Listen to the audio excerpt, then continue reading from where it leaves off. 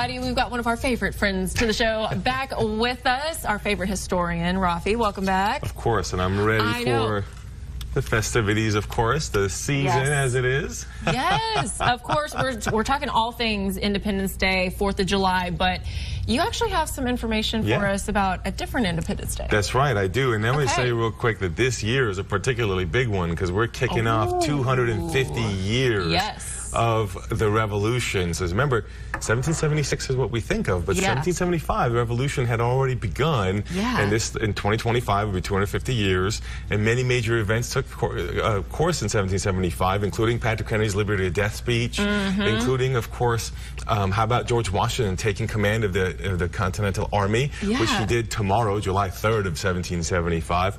But here's what's funny, to your point about a different Independence Day. So the next year in 1776, when we actually declare independence, would be almost exactly a year after George Washington took command of the Army on July 3rd. But he did it, but the actual Independence Day would be July 2nd. So John Adams, another founding father who signed the Declaration of Independence, called July 2nd the most memorable day in American history. Believe it or not, July 2nd, the real Independence Day. And the reason for that is because the actual vote for independence took place on July 2nd. There's actually a resolution. It's known as a Lee resolution. So, you know, people know Robert E. Lee, right? Robert Lee is generations later with the Civil War. But his ancestors were actually on the Declaration of Independence. They signed it. And one of those guys, Richard Henry Lee, was the guy who introduced a resolution that is very simple. It's just a couple sentences. And it says that these colonies ought to be free and independent states. And so when he introduced that, it took a few weeks to actually get the vote.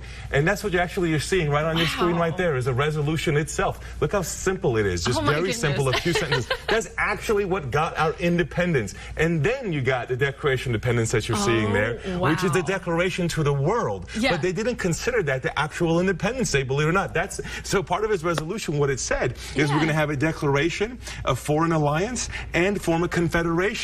Well, the declaration part came to a few weeks later. There was a committee led by Jefferson that was writing the Declaration of Independence.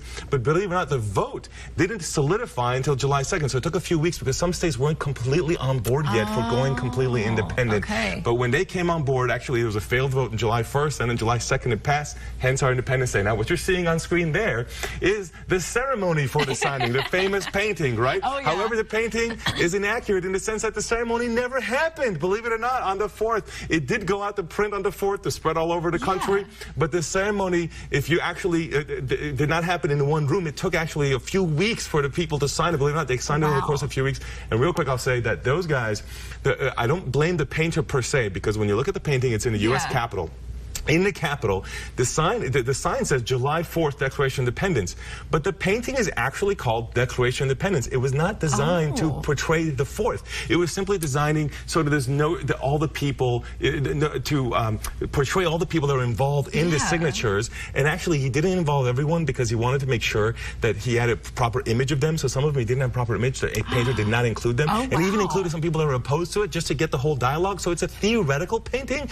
So the sign that says July 4th, Declaration of Independence in the Capitol is inaccurate, because when they added July 4th, it made us think that the artist was portraying a moment when he wasn't portraying a moment. So the Capitol needs to fix that sign in order for us to have the painting accurately represented, believe it or not. It sounds like we just need to celebrate the whole month of July. Exactly. That's what I think. Do it all. July 1, 2, 3, 4, because there was a vote on the 1st, as I mentioned. The 2nd is successful. July 3rd, although the previous year was George Washington taking command of the Army, and July 4th is the Declaration of the World. So you have all 4 days of July to celebrate something or another, either in 1775 or 76 with the American Revolution. I feel like we just need Independence Week, maybe. That's right. I'm down for that. I am totally down for that. I was about to say, you brought all these goodies. We got the cookies, of course. That's right. We'll just feast. It'll be like Christmas. You know, you feast for a week, or maybe Thanksgiving, you feast the entire weekend, whatever the case is.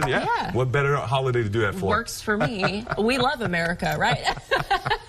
I love it. Well, okay, we got to tell everybody, if they want to find out more about you, how do they do that?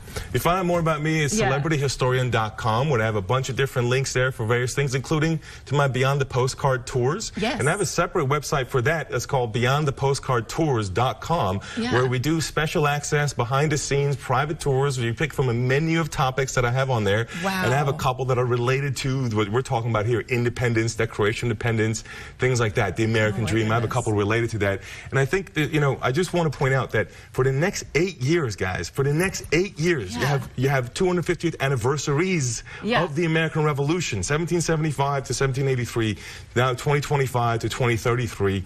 So I know there'll be a lot of hype next year for July 4th, 1776, but keep in mind it's going for 8 years with all these landmark events for so much that led to the American independence that we see today. That is amazing. Yeah, so definitely check it out. Don't worry, everybody. If you can't tell, he makes history fun, so you're not going to be bored. Raffi, thanks so much for joining us. Of course. Well, hey, folks, we do have to take another quick break, but we'll be right back after this.